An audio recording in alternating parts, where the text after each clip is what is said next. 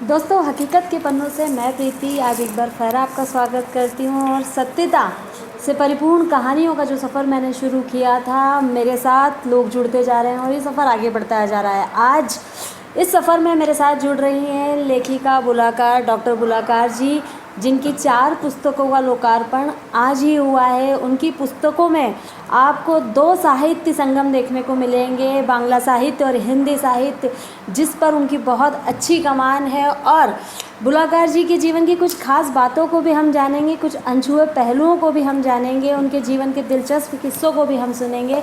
बुलाकार जी, आपका स्वागत है मेरे चैनल। हाँ जी, बिल्कुल, धन्यवाद। ये मेरा बचपन में था, तब मैं क्लास 8-9 में पढ़ती होंगी। तभी से मेरे मन में कोई ना कोई ऐसे विचार आते थे। और मेरे गुरुजी थे राममूर्ति जी, तो वो मेरा पढ़ाते पढ़ाते अचानक से मैं कुछ लिखने लगते थे, तो वो मुझे बोलते थे कि खड़े हो जाओ। तो मुझे डर लगता था। फिर मैंने उनको बताया, वेरी गुड, बहुत अच्छा, अगली बार जब लिखोगे ना फिर मेरे पास आना और मुझे दिखाना। इस तरह से क्लास 8वीं से लेकर 12th, फिर बीए किया मैंने, फिर एमए किया, 3 सब्जेक्ट में एमए किया, फिर मैंने पीएचडी किया, फिर डीलिट किया। उन बीच दौरान मैंने 21 किताबें लिखी। अच्छा। हाँ, तो अधिक मेरी किताबें समीक्षा की है।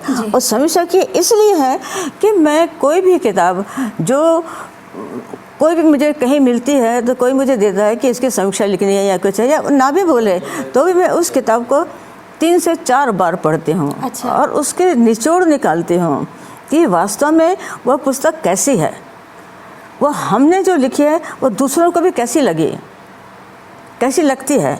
तो यह होती है समीक्षा। और यदि आप लेखक हैं और हम यदि पाठक हैं तो आपका लेखन तभी सार्थक होगा जब पाठक संतुष्ट होगा। बिल्कुल सही बात कही आपने। जब पाठक बिल्कुल सही संतुष्ट होगा तभी आपका लेखन यथार्थ होगा, सत्य होगा। बुलाकार जी, जो आपने कहा, जो यात्रा आपकी साहित्य की शुरू हुई है 8वीं क्लास से शुरू हुई है, तो आपका जो प्रेरणा स्रोत रहा है, जिनको वो हमारे गुरु जी थे, हमारे गुरु थे राममूर्ति जी। वो भी मेरे प्रेरक थे। अच्छा। वो मुझे प्रेरणा दिया करते थे, फूलों पर लिखो, बगीचा पर लिखो। मैं गलती तुझे काट देते थे और फिर बोले फिर से लिखो। तो वही मेरे प्रेरणा स्रोत थे। वो नहीं है जैसे दुनिया में, लेकिन उनकी याद मुझे बहुत आती है। उनकी वो थोड़ी सी चीज़ें अभी तक मेरे किसी न किसी पुरानी कॉपी में, किसी डायरी में, किसी एक पन्ने में, यहाँ वहाँ कहीं ना कहीं मेरी किताबें मेरे मिल जाएगी। अच्छा। और ऐसी कविताएं बहुत सारी है मेरे पास जो अभी तक मैंने उसको संकलन नहीं किया। अच्छा। उसको मुझे संकलित करूँ तो शायद एक महाभारत बन जाए। अच्छा। बहुत सारी है।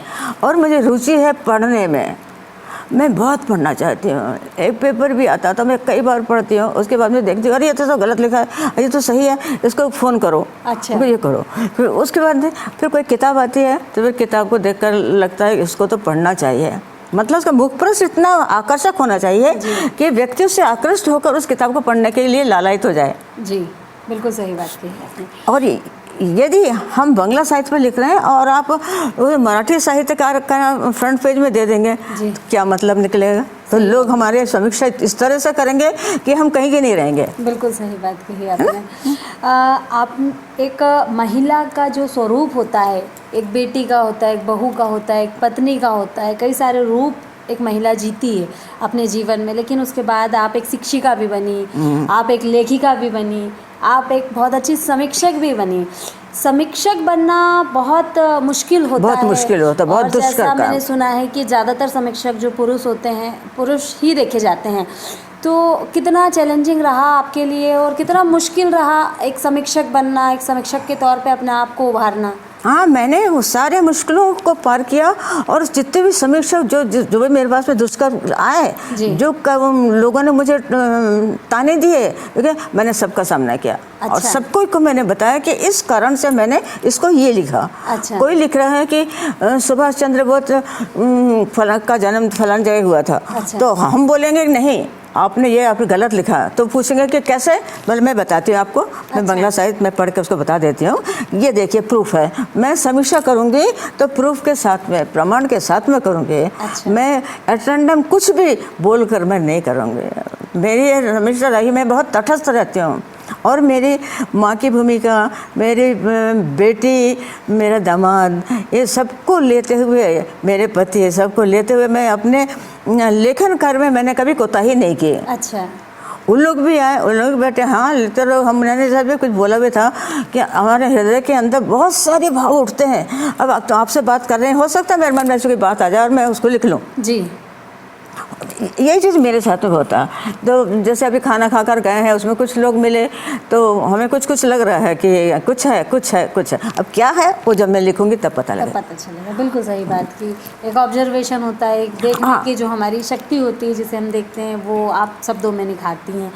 एक लेखिका के साथ साथ एक शिक्षिका होते हुए आपने देखा आज का जो दौर है, वर्तमान समय जो चल रहा है, हिंदी के प्रति या किसी भी मातृभाषा या भाषा के प्रति बच्चों का जो रुझान है वो कम होता जा रहा है, अंग्रेजी के प्रति बहुत ज़्यादा बढ़ता जा रहा है। तो क्या कारण आप महसूस कर रही हैं इसके पीछे कि क्यों हिंदी और अन्य भाषाओं के प्रति आज की जो पीढ़ी है वो पीछे हटती जा रही है और अंग्रेजी को महत्व दे रही है? कारण क्या देख रही हैं आप इसमें? नहीं, अंग्रेजी और हिंदी का ये जो आपका विषय है ना, ये विषय बिल्कुल अलग हट जाता है। आप अंग्रेजी और हिंदी के बारे में बोल रही हैं, तो अंग्रेजी का तो यही है कि ये माहौल जैसा है। अच्छा। जैसा वातावरण रहेगा, जैसा माहौल रहेगा, वैसे ही पेरेंट्स बनते हैं, वैसे ही उच्च शिक्षा के लिए बोलते हैं कि हमको अमेरिका जाए बगैर नहीं होगा।